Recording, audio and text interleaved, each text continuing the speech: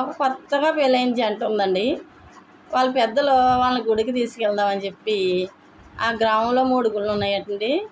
ఆ గుడికి వెళ్ళేటప్పుడు కొన్ని అరటిపళ్ళు కొన్నారటండి.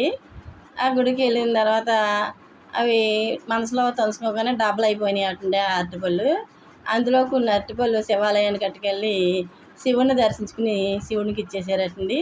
శివుని నమస్కారం పెట్టేసుకుని మనస్ఫూర్తిగాని బయటకు వచ్చేసారంట. ఇంకా కొన్ని అరటిపళ్ళు ఉన్నాయటండి. అవి మళ్ళీ మనసులో అనుకోగానే డబల్ అయిపోయినాయటండి.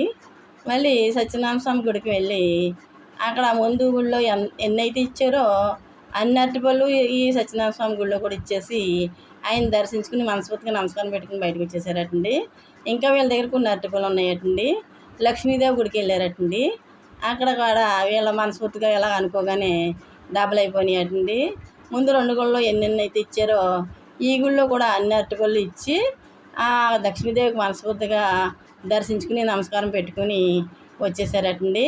ఇంక వీళ్ళ దగ్గర ఒక అరటిపండు కూడా లేదటండి. ఇంటికి వెళ్ళిపోయారట.